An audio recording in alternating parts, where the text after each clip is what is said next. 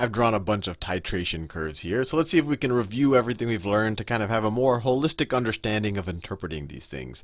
So the first thing to look at is which of these are the titration of acids versus bases. And everything I've done now is acids, but the logic for base titration is the exact same thing as acids. So for example, these are acid titrations. We start with low pHs, and all of these, this axis is pH. I should have drawn that ahead of time before I asked you the question, but I think you knew that already. So before we add any of the titrator or the reagent, in this reaction we're starting with a low pH. So this is kind of our starting point. So we have a low pH there, we have a low pH there. So these are both clearly acids. Here our starting point before we started titrating at all, it's a high pH, or high pH. So both of these are bases. Let me write that down. So these are both bases. I'll just do a base. These are clearly both bases. Base titration. This is an acid titration. Acid, acid. Now we haven't covered bases, but it's the same exact idea. In an acid titration, you start with an acid and you add a strong base to it to sop up all of the acid until all of the acid is sopped up and you hit the equivalence point. You hit the point that all of the acid is sopped up, and now as you add more and more strong base, you're making it super basic. So in this acid, our equivalence point is over here. And in this acid, our equivalence point is over here. This is how much solution we had to add to sop up all of the acid right there. So given what we already know, which one's a strong acid, which one's a weak acid? Well, this one, when we sopped up all of the acid, we have a completely neutral solution.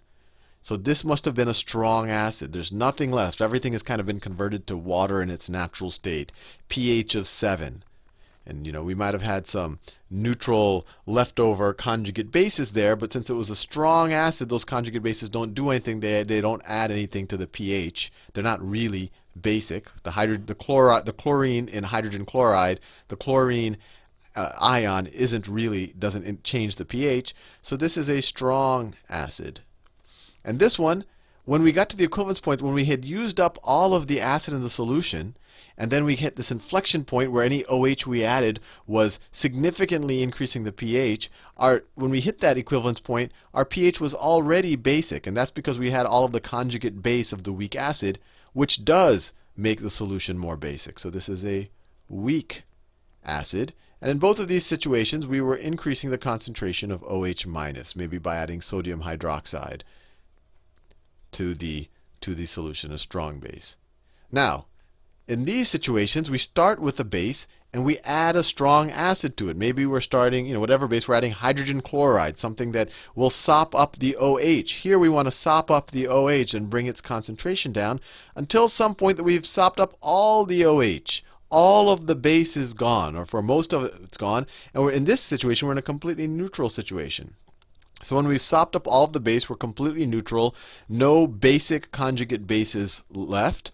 So this is a strong base. Strong base.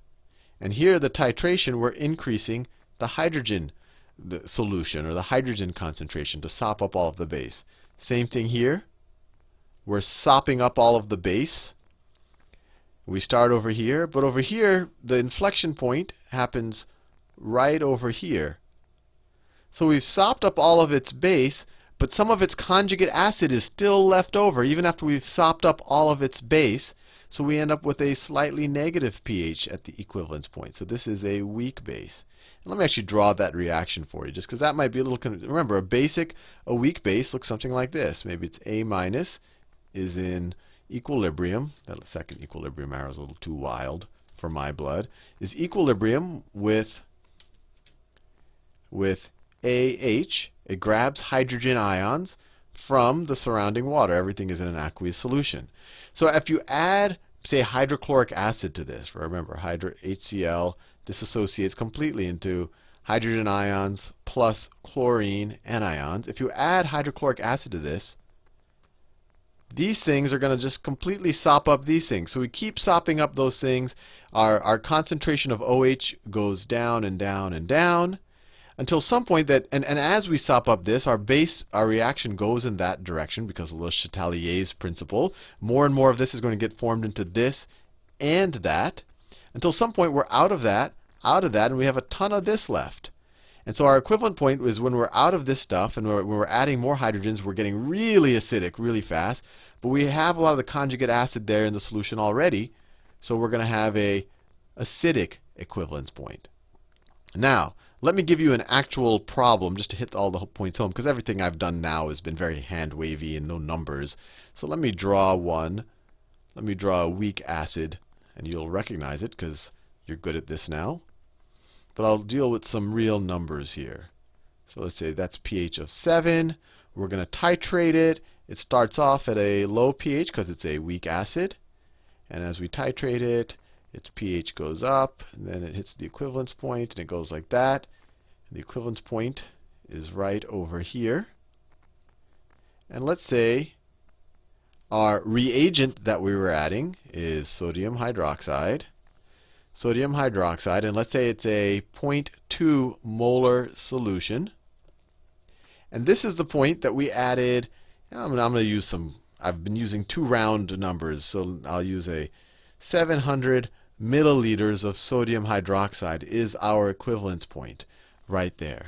So the first question is, how much of our weak acid did we have? So what was our original concentration of our weak acid? This is just a general placeholder for the acid. So original concentration of our weak acid. Well, we must have added enough moles of OH at the equivalent point to cancel out all of the moles of the weak acid and whatever of its hydrogen it was out there, but the main concentration was from the weak acid.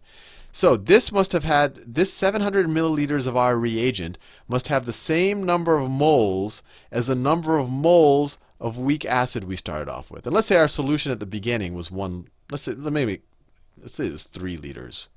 3 liters to begin with before we started titrating. And obviously as we add reagent, we're adding some volume to the solution. But let's just say that in the beginning we started with 3 liters.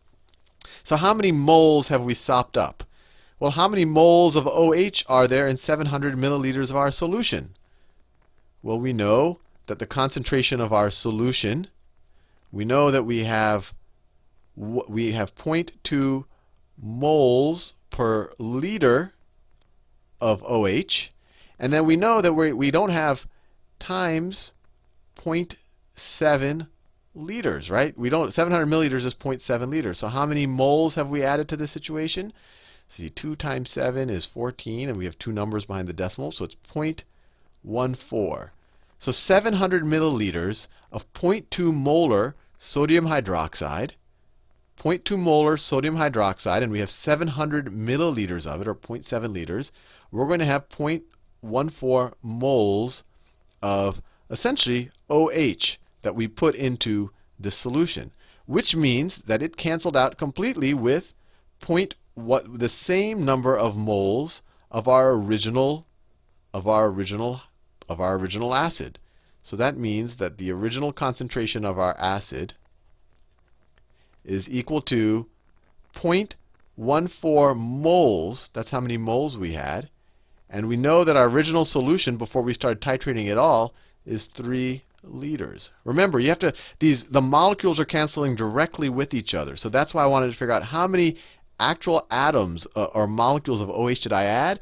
Those canceled out with the exact same number of atoms of our weak acid. And so this is how many atoms or molecules of our weak acid we must have started off with. And so you divide that by the number of liters, and then you have your original molarity. So 0.14 divided by 3, 0.046. So 0.046. So your initial concentration of your acid, the mystery acid, was 0.046 molar. Fair enough. Now, the other question is what is the Ka of or the pKa of our mystery acid? pKa of our mystery acid. Well, we just go to the half equivalence point. So we said, okay, what was the pH of our titration curve or of our solution when we're at the half equivalence point? So when we had only added 350 milliliters of our reagent, of our strong base to the solution. Well, you go there and you say, okay, the pH was, maybe this number is 5. pH is equal to 5.